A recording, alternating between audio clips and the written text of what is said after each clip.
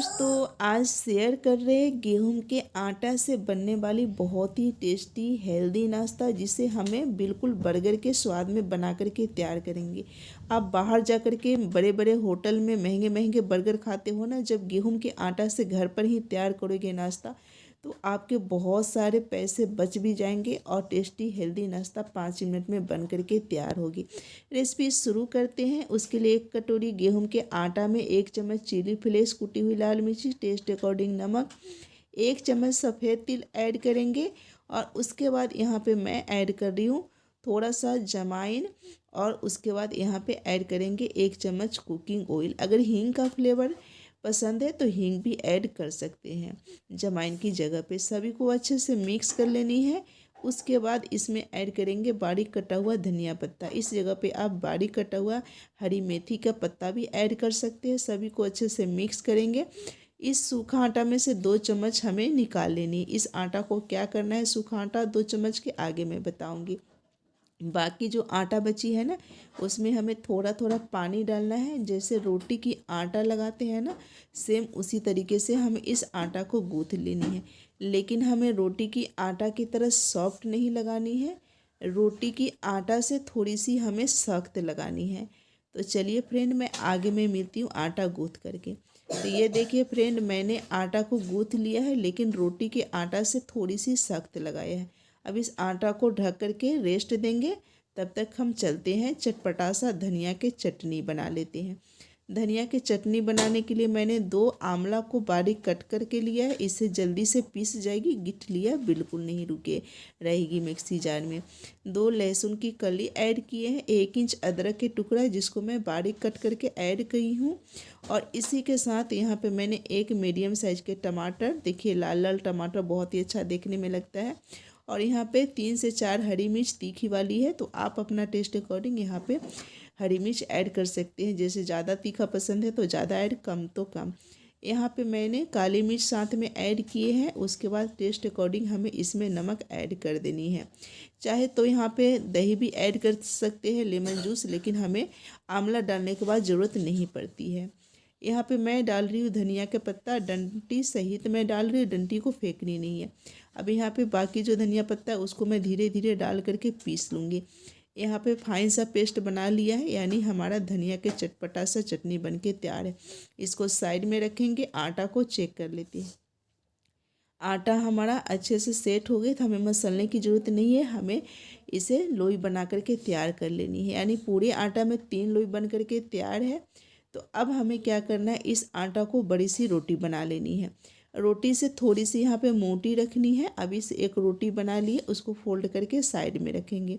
दूसरी लोई को भी हमें इसी तरीके से रोटी बना लेनी है। अब दोनों रोटी को हम चेक करते हैं कि हमें रोटी यहाँ पे एक बराबर के है या नहीं है। तो देखिए दोनों रोटी हमें एक ही बराबर के है, एक ही बराबर से बेल लेनी है। तो एक रोटी इसमें से निकाल करके फोल्ड करके हमें फिर से साइड में रख देनी है। दोनों रोटी बराबर है। अब रोटी को फोल्ड करके साइड में रख देंगे। अब इस रोटी में हमें धनिया की चटनी थोड़ा थोड़ा डाल करके इस पर अच्छे से फैला देनी है। पूरे रोटी में धनिया की चटनी को अच्छे से फैला देंगे। उसके बाद यहाँ पे आलू का स्टफिंग मैंने पहले से बना करके रखा है, क्योंकि मैं आलू का पराठा बनाया था ना, उसी में से मैंने बचा लिया है। अब आलू का स्टफिंग मेरे चैनल पे बहुत सारे रेसिपी में है, आप चेकआउट कर सकते हैं। अब एक लेयर आलू का स्टफिंग हमें इस रोटी पर अच्छे से फैला देनी है स्पून के माध्यम से। तो मैंने यहाँ पे चटनी के साथ आलू का स्टफिंग भी अच्छे से फैला। इसको हल्के हाथों से फोल्ड करेंगे, दबाना नहीं है, और इसको हल्के हाथों से उठाएंगे, इसको साइड में रख देंगे। दूसरी रोटी जो मैंने तैयार किया है उसको मैंने यहाँ पर डाल दिया है। अब मैं रोटी डाली हूँ ना, तो सूखा आटा यहाँ पे डालना भूल गई थी। तो आप सूखा आटा या तेल लगा लीजिएगा, इससे हमारा रोटी चिपकेगी नहीं।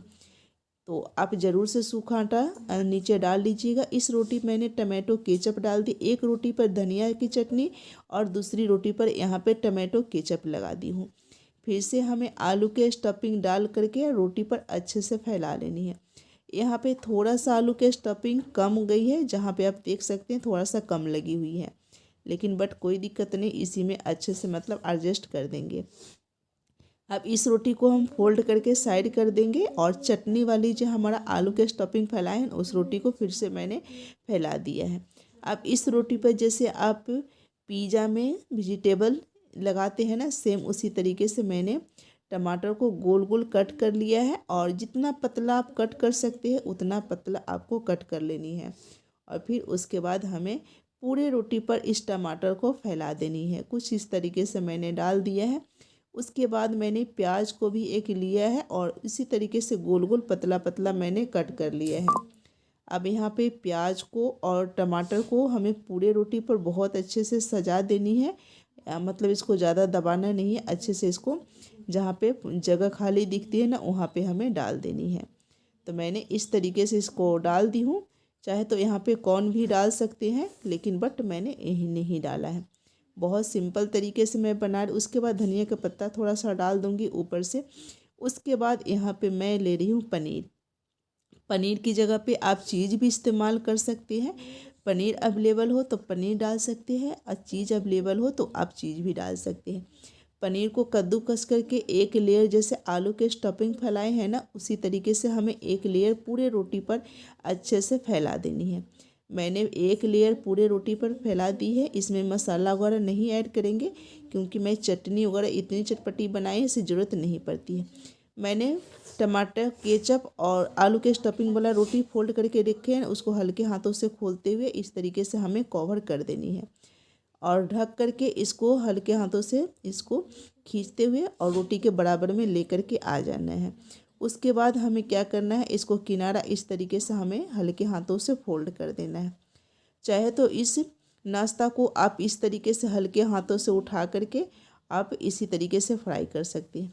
सबसे पहले क्या करना है, इसको हल्के हाथों से दबाने से पहले एक तरफ से खुला रखनी है और हल्के हाथों से दबा दीजिएगा। इसमें हवा नहीं भरेगी, नहीं तो कभी कल ये होता है ना कि जब हम कवर करते हैं ना तो हवा भर जाती है। इसको हल्के हाथों से चारों तरफ से दबा देंगे और जैसे मैंने बताया ना कि यहाँ पे मैं कट करूँगी। चाहे तो इस नाश्ता को सीधा एक पैन में इसको फ्राई कर सकते हैं। तो अब यहाँ पे थोड़ी सी बड़ी बनी है तो यहाँ पे एक पिज़्ज़ा कटर लेते हैं। इस नाश्ता को हमें बीच से कट कर लेनी है। यहाँ पे चाकू नहीं चलानी है क्योंकि यहाँ पे टमाटर और मैंने प्याज डाला है, तो चाकू से अगर हम इसको कट करेंगे तो फैल जाएगी, चाकू से नहीं कट होगी। यहाँ पे पिज़्ज़ा कटर लेनी है। इसको हल्के हाथों से हमें इसको 4 भाग में या 8 भाग में कट करना चाहते हैं तो कट कर सकते हैं। तो यहाँ पे मैंने 8 भाग में छोटा छोटा पीसेस बना रही हूँ, तो इसको मैं इस तरीके से कट कर रही हूँ। चाहे तो इसको 4 भाग में बड़ा बड़ा पीसेस बना करके सेक सकते हैं। तो अब इस नाश्ता को मैंने इसी तरीके से सेक लूँ, मतलब कट कर लूँगी। तो मैं आगे सेकूँगी, मैं बता दूँगी। तो अब इस तरीके से देखिए 8 भाग में मैंने नाश्ता को कट कर लिया है। अब चलिए इस नाश्ता को एक उठा करके दिखाती हूँ। तब सबसे पहले हल्के हाथों से उठाना है और ये देखिए मैंने सूखा आटा अंदर से नहीं डाला ना, तो मुझे लग रही है कि चिपक रही है, लेकिन चिपकी नहीं है। अब सभी नाश्ता को हल्के हाथों से उठाएंगे और ये देखिए इसको हमें फ्राई कर लेनी है। फ्राई कैसे करनी है तो चलिए मैं इसको यहीं पर छोड़ देती हूँ। जब इसको फ्राई करूँगी तो यहाँ से लेकर के मैं फ्राई करूँगी, बिल्कुल नहीं चिपकती है। तो इस तरीके से हल्के हाथों से हमें ये दोनों हाथों की सहायता से उठा लेनी है। अब मैं इसी तरीके से सारा नाश्ता को निकाल के साइड कर लूँगी। अब मैंने 2 चम्मच बचा करके आटा रखा है ना, उसमें थोड़ा सा डालेंगे हल्दी पाउडर और थोड़ा थोड़ा पानी डाल करके एक पतला सा स्लरी बना करके तैयार कर लेनी है। एक बार में पानी नहीं डालनी है, नहीं तो ज़्यादा पतला हो जाएगी। कुछ इस तरीके से हमारा स्लरी बन करके तैयार हो जाती है। अब गैस पर मैंने कढ़ाई चढ़ाया है, तेल गर्म होने के लिए डाल दिया है। अब जो नाश्ता मैंने उठा करके दिखाया है ना, इस स्लरी में डाल देंगे। उसके बाद स्पून के माध्यम से इसको निकाल करके हमें इसमें डाल देनी है। मैं एक ही नाश्ता डाली हूँ कि तेल ज़्यादा गर्म है या कम, तो मैं चेक करने कि तेल अच्छे से गर्म है तो दूसरा नाश्ता मैं डाल दूँगी। नाश्ता को उलटते पलटते गोल्डन ब्राउन होने तक हमें इसको फ्राई कर लेनी है। अब इसी तरीके से सारा नाश्ता फ्राई कर लेंगे। तो चलिए फ्रेंड, मैं आगे फ्राई करके मिलती हूँ। तो ये देखिए मैंने सारा नाश्ता अच्छे से फ्राई कर लिया है। कढ़ाई छोटा था तो एक बार में मैं 2 ही नाश्ता फ्राई की हूँ।